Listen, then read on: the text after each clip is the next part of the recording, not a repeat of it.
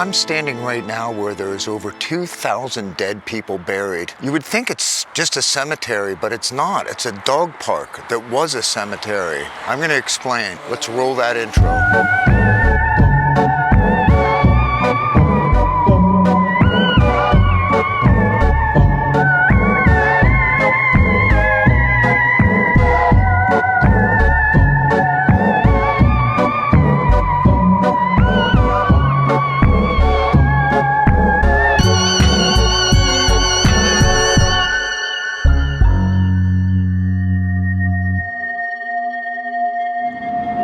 In 1862, Ventura was growing rapidly, and the people of Ventura insisted that they have their own cemetery.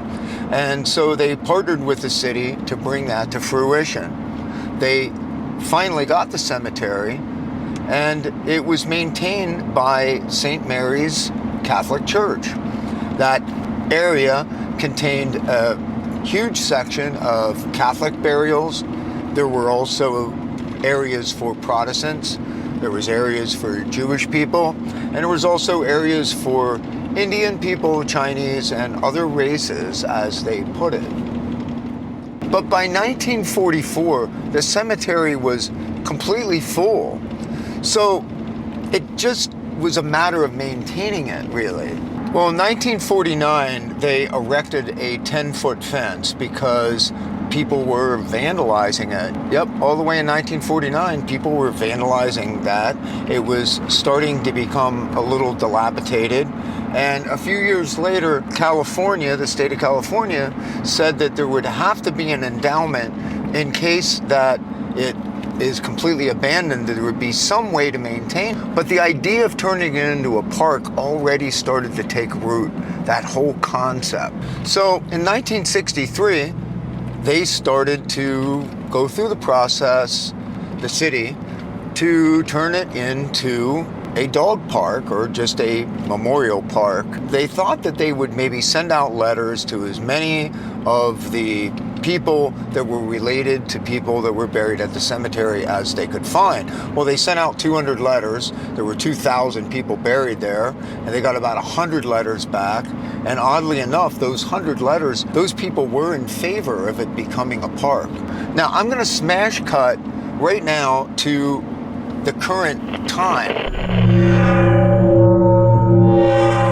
There have been some major players, and one man in particular, that has gone up against the city for close to 14 years now, if not longer, and said, look, this should not be made into a park. There should not be dogs pooping on top of dead people, on top of graves. There should be respect. It's really hard to disagree with that guy.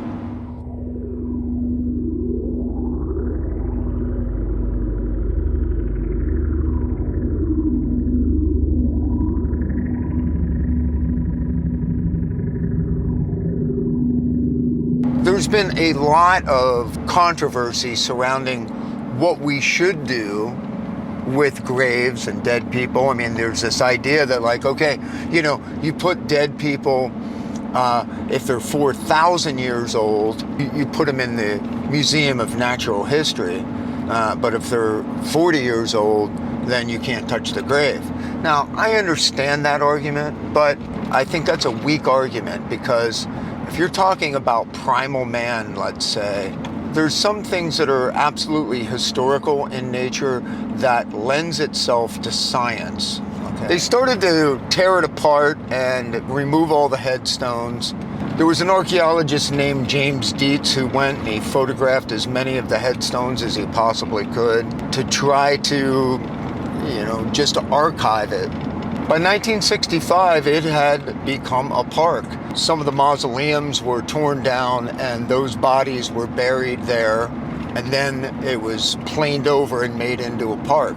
And they didn't move the bodies, by the way, just the ones that were in mausoleums. By 1972, all the tombstones that had not been claimed by the families were ground up and used in a levee to protect the Olivas golf course there. And so that was the end of those tombstones. Besides being 2,000 some people that were buried there, there was over 60 very predominant historical figures buried there as well. Private James Sumner from the 1st U.S. Cavalry, who received a Medal of Honor, was one of the people that were buried there.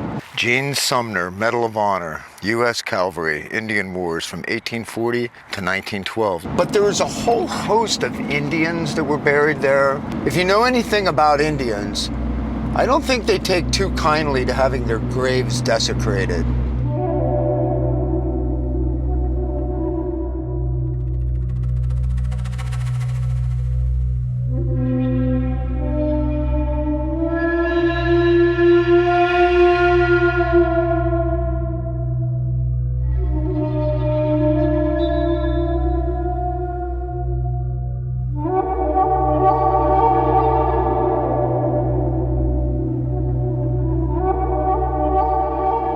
It really upset a lot of people.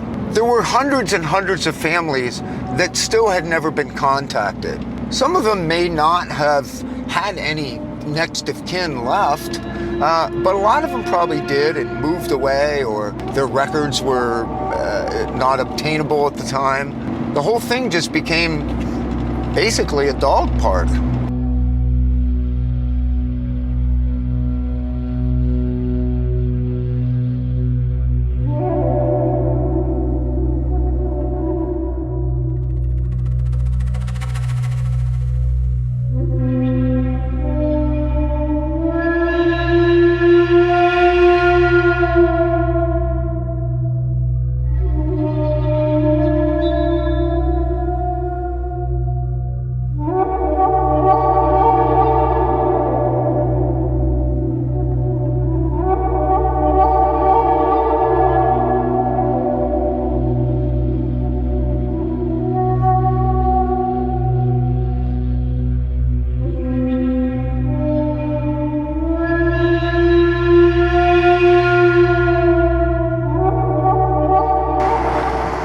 Homeless people here too.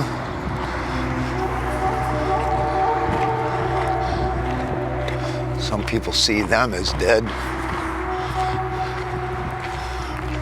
But you know, there's all these really cool walkways right here. Not walkways, they're steps actually.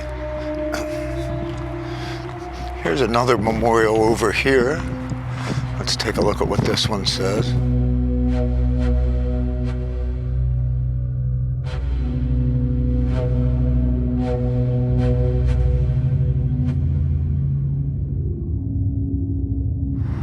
(1928). If you look across here, there are quite a few memorials. Anywhere you see the sort of dug out areas, that is where there's memorial plaques. I don't know how far they go. There I am. Let's look.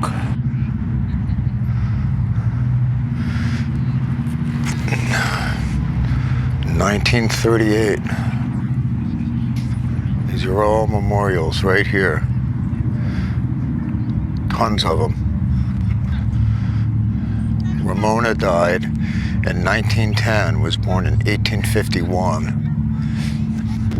And this was a baby, 14 days old, 1921. How sad. Now people have dogs here.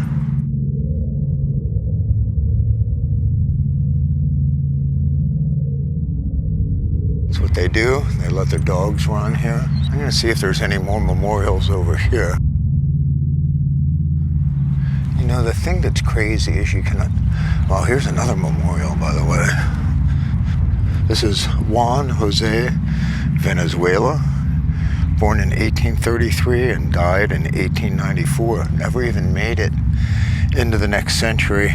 You know, honestly, You know, people run and bring their dogs here every day.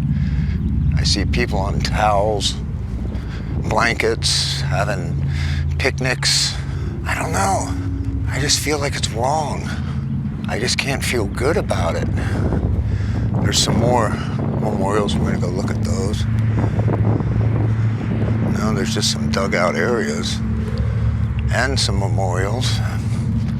What do we have here? Jacqueline Willett, died in 1915. Mary Fanny Prince Sparks, 1913.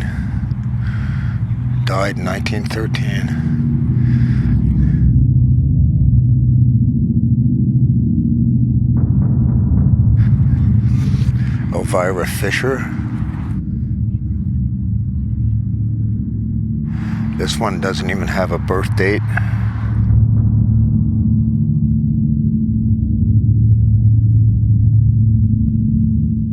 There are a ton more too, just everywhere you look. So there is some memorialization going on here. There's no question about it. I don't know who paid for it. I'm gonna look at this beautiful flag, the flag of the United States of America.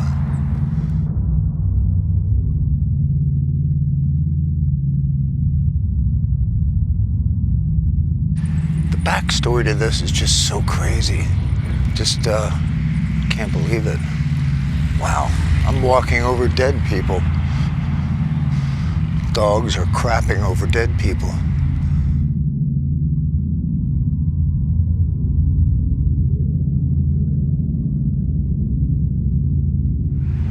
Looks like the city's attempt to try to make it good by putting maps and records.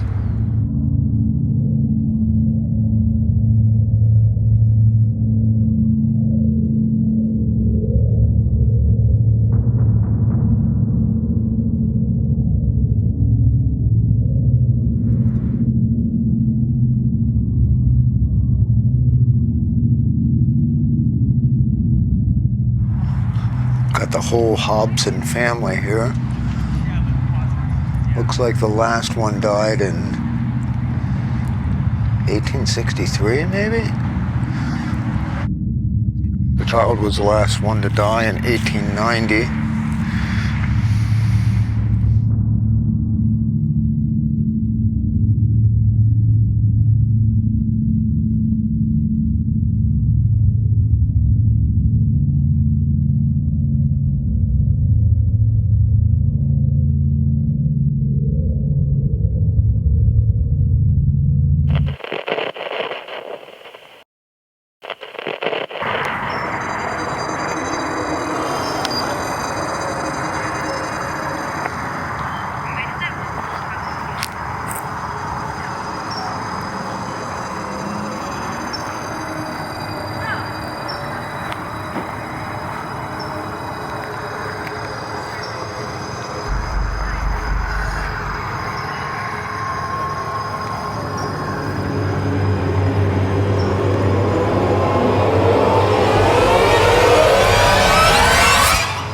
Okay, so when I come over this, it's an 11, 13.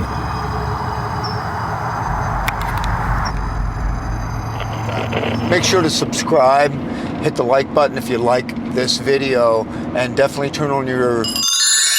You know when I upload a new video, which has been about once a week. I also have another channel called Rikki Rockett's Motorcycles, and it's just all about motorcycle stuff. Street, dirt, road. I love to do it all, so check that out for sure.